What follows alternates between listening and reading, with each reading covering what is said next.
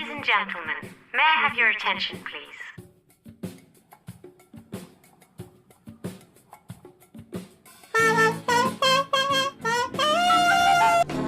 You can go around the world and not find a better beer than Samuel Adams. Always a good decision. Bazinga.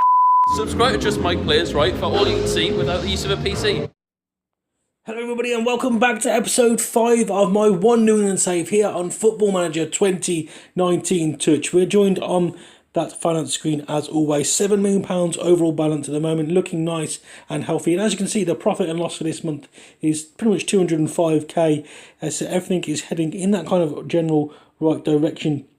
As you can see, the wage budget is nearly at that 100k mark, and I am only currently spending 96k of that and committed to only spending 92k of that. So, next season's wage budget is obviously going to go up to that 100k, which is great news, and it all looks to be going quite well at the moment. But you're probably thinking, that profit and loss thing is looking quite healthy compared to how it was looking last time. And why is that? Well, we're going to head over to the transfers, and I'll explain why. So before, obviously, I'll reveal what's happened, I will be showing you some screenshots on the screen now. Well, you'll know what's happened. I honestly was not happy with this decision at all. I was absolutely fuming as it was happening. But Antonio De La Maya has been sold to New York City FC for a kind of around our fee of £2.9 million, potentially rising to £3.4 million.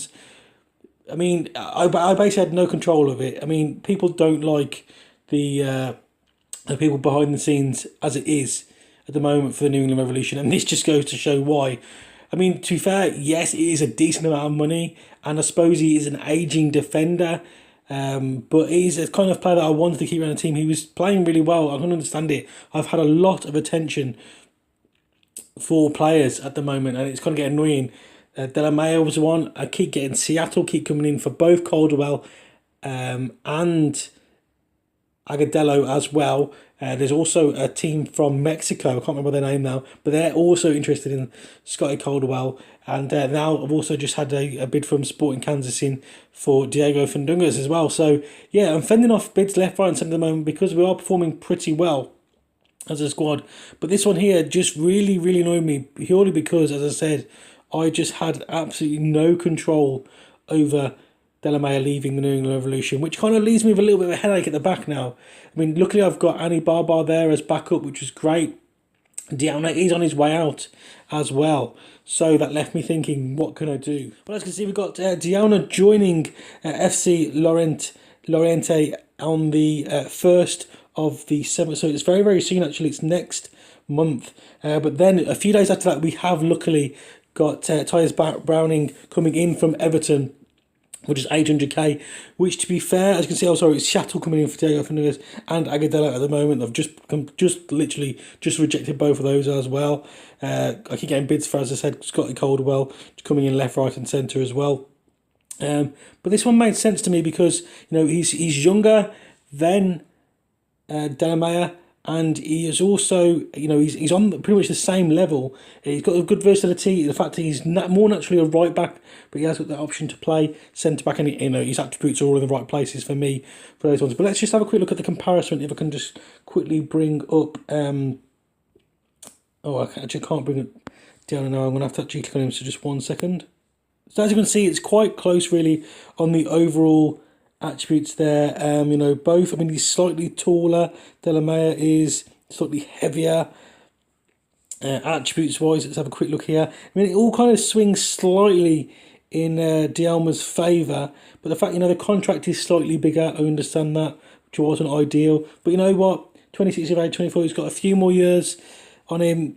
So, it felt to me like, I'm potentially getting £3.4 million in. I've bought a player in for less than £1 million who is of a similar calibre, but also as his potential ability is better than that of Antonio De La Maya. So overall, I'm not, too... It kind of makes the kind of whole thing a little bit better for me. The fact that I've got him coming in. But yeah, at the moment it's left me with a little bit of a headache though, because as you can see, Diana's going out, and obviously, it's not looking great at the moment. I've got two centre-backs. Luckily, we've got people like Andrew Farrell who can slot in there as well. But yeah, it's not looking too good on that front at the moment for the team.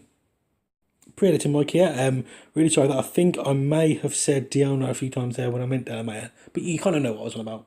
Well, let's see how things have been getting on. Last time round we played against Toronto. It was a 1-1 draw. If you haven't seen the video, link is in the description. But then we actually played Columbus Crew, came to Gillette Stadium, and a very convincing 3-0 win. As you can see there, goals from Juan Agudelo and a goal from Chris Tierney from the spot. The man, the myth, the legend that is Chris Tierney. As you can see though, the attendance, 11,129 loyal Columbus Crew fans there coming out to see their team get absolutely whitewashed. A 3-2 loss to Vancouver Whitecaps, only taking 35 fans away of us, which might be a little bit generous to be perfectly honest, as I have seen games where the New England Revolution generally only take like 5 people with them. But you can see Victor getting on the score sheet for us there, and an own goal as well, in what, to be fair, probably is a deserved loss. We didn't play really well. I was quite surprised we got the 2 goals. Callum Rowe has been a bit of a big miss. I didn't think he was that influential, to be perfectly honest. When you watch the games, he didn't, he always scores quite well and he's very consistent. I suppose that's the key to it though. But yeah, his loss in this game for me was quite pivotal, and the 2 wide players just weren't getting involved in the game as much as they could have been. And it was, as I said, lucky we came away with just a 3-2 loss.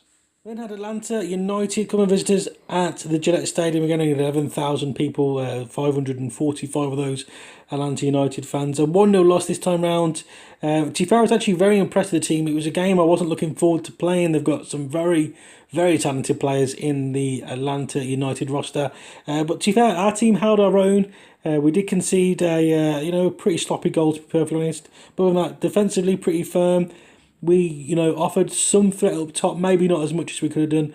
But yeah, overall, to be fair, as this is a stepping stone, this season is more for a stepping stone to next season. Once I've got my team locked in and built and all that kind of good stuff, then yeah, it was quite a decent performance. We then played New York twice in a row. First of all, the game in the MLS.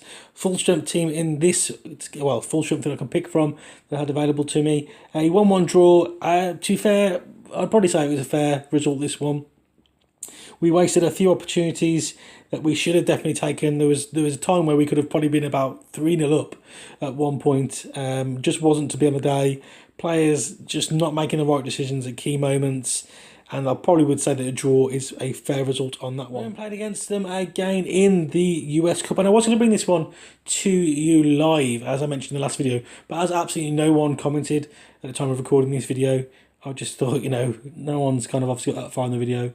So you probably don't want to see it. It makes the video a little bit longer. And I thought I'd skip it. Quite glad I did, because it was an absolute shower of shit, if I'm perfectly honest. As you can see, a very heavily rotated team there.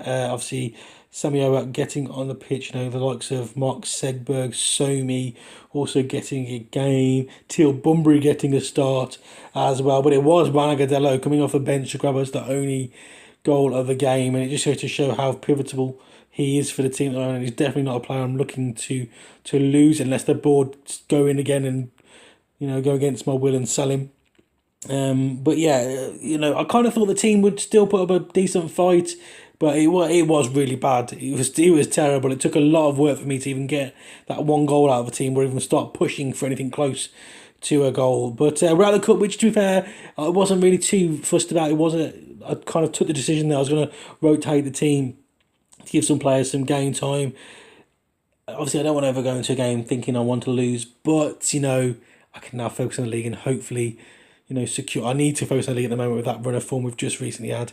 And yeah, we've now got Chicago Fire, of all people, away from home.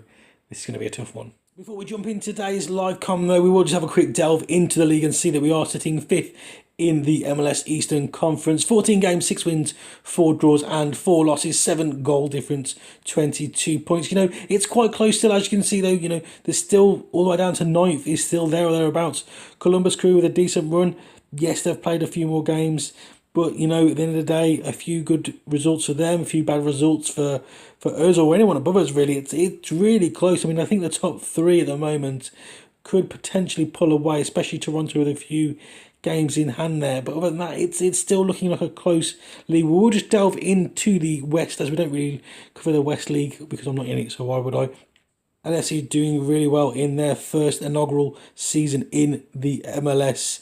And yeah, it's pretty close there as well, isn't it? You can see that anyone at all, really. Obviously, Dallas, they're not looking too good on the 9 points, but doing better than DC on the 3.2. I believe they've just set their manager as well. But overall, yeah, very close in the league standings. Before we get into the live com of Chicago Fire taking on New England Revolution, we've got a few words from today's sponsor. See how today's lineups for Chicago Fire taking on New England Revolution at Toyota Park. For some strange reason, I've just noticed that they are identical formations, but ours is listed as a 4-1-4-1 defensive midfield wide wing play, and theirs is a 4-1-2-3 DM wide. I'm not too sure why that is, but yeah, it is. But as you can see, we're lining up with Matt Turner in goal, a back four from left to right of Lamore, Anibaba, Mancian, and Brandon Boy. Scotty Caldwell, he's sitting as a defensive midfielder. In front of him, we've got Shaughnessy and Kone. Out on the left, we've got Christian Pinilla. On the right, Diego Fundungues. And that man leading the line, Juan Agadello. Dangerous people on the Chicago Fire team to watch. Obviously, always got to be mindful of Bastian Schweinsteiger there. We've got Dax McCarthy as well as Nikolic. Nikolic now is a player who likes to score, and I think he likes to score against the New England Revolution as well. It's going to be a feisty game. Let's get into it. Underway here at Toyota Park. It's Chicago Fire taking on the New England Revolution. New England hoping to come back into winning ways after a run of poor form. We've got the likes of Diego Fundungues, Christian Pinilla and Juan Agadello up top, looking to hopefully fire New England Revolution to victory today. We've got the first highlight now. Shaughnessy dispossessed the ball. Diego Fundungues now plays a lovely ball over the top for Agadello to chase. He speed the defender to it, and he takes a shot, and it's a lovely save. It'll be a corner. Nice early pressure there from New England Revolution. 6 minutes in now, and we've got a chance. Can we make this play? Christian Pinilla has come across to take this one, plays it into the back post, but it is actually overhit, and Shaughnessy can't reach it. It's a wasted opportunity there, but nice bright start there from the Revolution, and hopefully things can come of this of later. Obviously, Chicago Fire here on their home ground looking to grab the win themselves. Normally these kind of games, do have a few yellow cards here and there. Hopefully both sets of players can keep their calm and there'll be no red cards to spoil any action today. We want to see a nice action-filled, entertaining game as Matt Turner plays the long ball. Shaughnessy now wins the ball. Agadello. Kone's made a lovely run through there. There's players in the box. Can he find them? He actually finds Lamore. Plays it back to him. Plays it back inside now to Caldwell. Caldwell finds Shaughnessy. There's a player on the right hand side, but they go back to the left. Lamore now once more. Lamore plays it in. Shaughnessy with some time and space. What a hit from Connor Shaughnessy, the man on loan from Leeds United. First goal of the season. And what a first goal that was. A lovely hit there. But as the text at the bottom of the screen says, all plaudits should go to Lamore for picking him out here. As you can see, the Chicago Fire players just pulling across the left-hand side as Lamore spots Shaughnessy on the edge of the area. First time volley, keeper stranded, 1-0 Revolution. From the start now, hopefully this will just be a pointless highlight. I honestly don't know why they show kickoffs sometimes. It is very annoying, and I am hoping it's not going to come to anything as it's Johnson now on the left-hand side, but a lovely tackle there. Brandon Boy keeps it in. Mancian on the ball now. Some time to find Fundungues out on the right-hand side. He has got a player inside if he doesn't need him. He skips round his player, though. Plays a lovely ball into Agadello. Agadello shoots, and nearly 2-0. Revolution are going in for this one. We want an early lead. We got one. Can we make it 2-0 now? Two Chicago Fire just inside their own half. Mikel into MacArthur. Dax MacArthur with a ball out to Johnson left hand side. It's a lovely, delicious ball. Brandon Boy there with a lovely tackle and releasing the ball to Diego Fundungues. Is now, can he beat his player once more? He plays an early ball into Agadello. Oh, if Agadello would have picked out another player, Pinilla was free then. Was free now. He's found Lamore. Lovely ball into the box. Agadello back post. Fundungues. It's hit the side netting. It's all Revolution so far. The Chicago Fire fans cannot be happy with this performance. As I said that though, there's now a free kick. Johnson plays it into Adams. Adams back out to Johnson now. Some time for him. Plays a ball into Jimenez.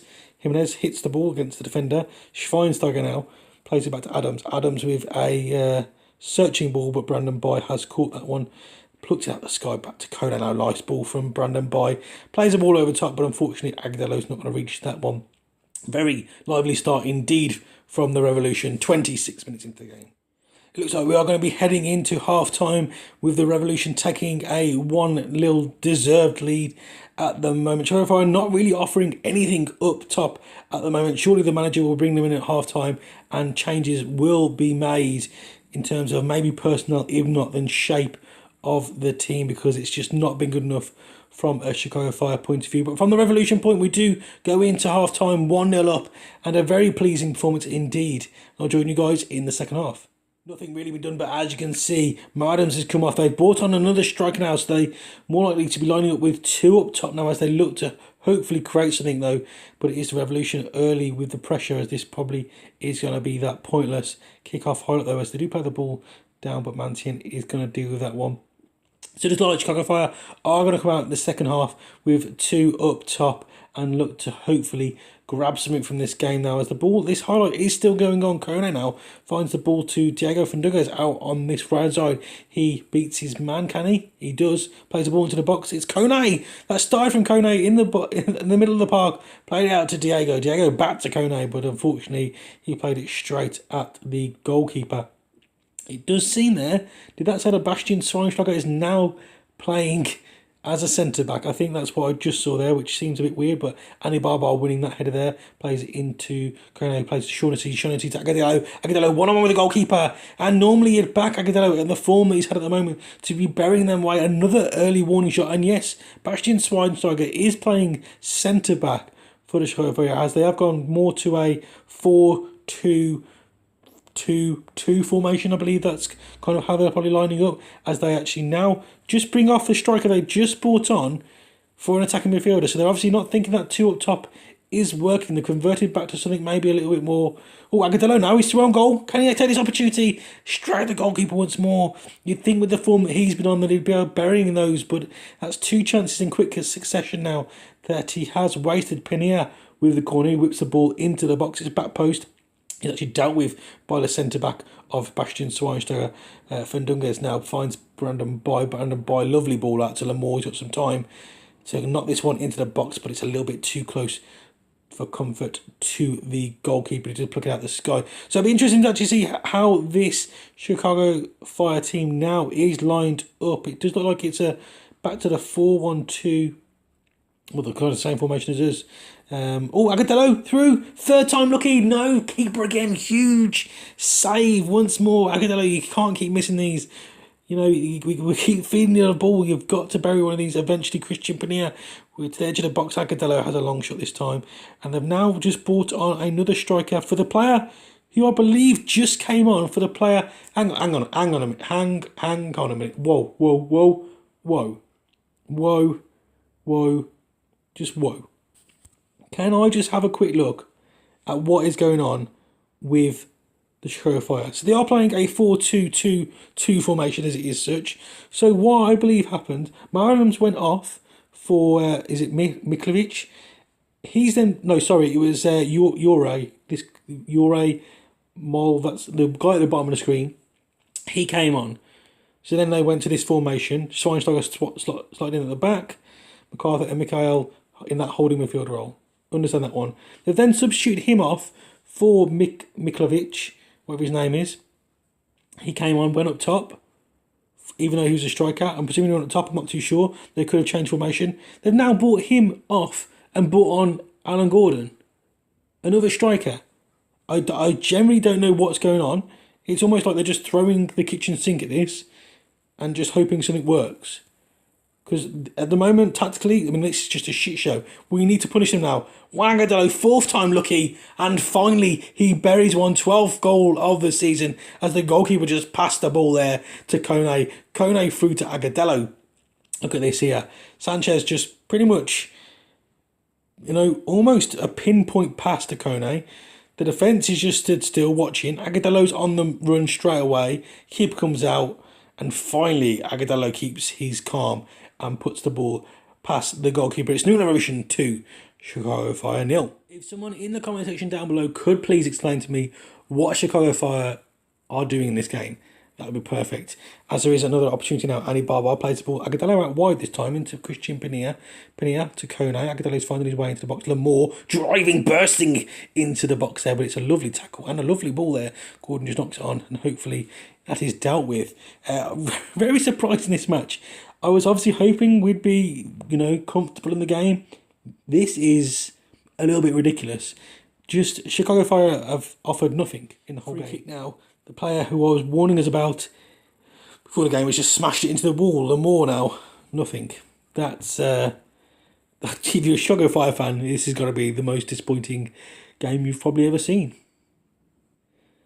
Got a throw in now. It's an acquisition to Michael or Michael. I'm not really sure how you pronounce it, but they're working the ball into the box now as they actually play it all the way back to Schweinsteiger. Schweinsteiger into Dax. Dax with oh my word, what a hit! They are back in this one. If they get anything from this game, I swear to God. Now, to be fair, that is clapping by the way. That was a very well hit goal as Michael plays the ball out to Schweinsteiger, got loads of space, finds Dax MacArthur, no one around him at all, just gets the ball out from under his feet, and Matt Turner really there should be doing better. It's now in Revolution 2, Show Fire 1. Get the game underway. We've just made a slight change now in personnel once the ball goes out of play. Although Pinilla now finding Agudelo around the goalkeeper, and he's just pulled it back to a 2-goal deficit. It's one of Agudelo's 13th goal of the season. I was just about to say Christian Pinilla's had a quiet game. That's why I'm taking him off the pitch. He must have heard me because he just played the ball of the season. Look at this. Shaughnessy finds Pinilla out on the left-hand side. A lovely overlapping run there from Lamore. But look at that ball. Agudelo with a lovely time run. Keeper left in no man's land. And it is New Revolution 3. Surefire 1. Schweinsteiger now with a free kick. Plays it into the back post. But it's high, wide, and not very handsome. Chicago Fire are getting back into the game in this second half after all of them weird tactical alterations, but we still have a 2-goal cushion now. As mentioned, I did bring off Pinilla, which I changed it before. Obviously, they have the option to cancel it, but I thought, you know what, Dimitri needs some game time. He's been playing pretty well off the bench so far, so I thought I'd might as well keep it Caldwell with the free corner now to Agudelo, who plays against the player Brandon Boy. Now the ball, I don't know what he's quite doing there. Finds Caldwell though. Back to Brandon Boy. These two just passing around, not really creating any opportunities though. Now as Gordon just hoofs the ball clear. Annie Barbar mops up at the back. As I said, Joe Chicago Fire are coming back into the game slowly, but I think hopefully we've done enough now to see this game out. As Annie Barbar throws the ball to Juan Agudelo. Agudelo back to Annie Barbar. Diego. Oh my God, nice pass in here. Shaughnessy. Caldwell with a hit. Lovely save. Dimitri now on the ball though. Can he keep this alive? He finds Lamore. Lamore, the ball into the middle, and it's hit over the bar. But a lovely nice ball there from Lamore. He's been very impressive. I have been playing Chris Tierney there, but his fitness just wasn't quite there after playing quite a few games in a run, and he's come back into the team, and he's it's going to be a tough decision in the next game now. 3 minutes of added on time left, so 2 minutes of added on time left to go now. 1 minute of added on time left. The next highlight surely will be the end of the game. A very convincing win, as I'm sure you'll all agree, for anyone who even gets up to this point in the video, which is probably one of you. But hopefully you've enjoyed the commentary and the game as it is. There it is, it's all over. 3-1 victory to New England, and as I said, I'm sure you'll agree, a very deserved one. And another opportunity for our team to come in, hopefully not though, for Scotty Caldwell. As I said, I'm just fending off people at the moment, left, right and centre. My players are just highly sought after, and hopefully I can just keep them all together towards the end of the season. I really don't want to lose Scotty Caldwell. Right, there we have it. That's pretty much wrapping up today's episode. It's always nice to get a victory against your rivals, especially off the back of such poor form. I've gone far too far there. So let's have a quick look now. What is the next game that we are all wanting to be watching? Obviously, we're going to know San Jose and DC United are going to be next. We then got, where do we come? Do we come back for the game against Orlando? I think that's a pretty decent game. Orlando City there.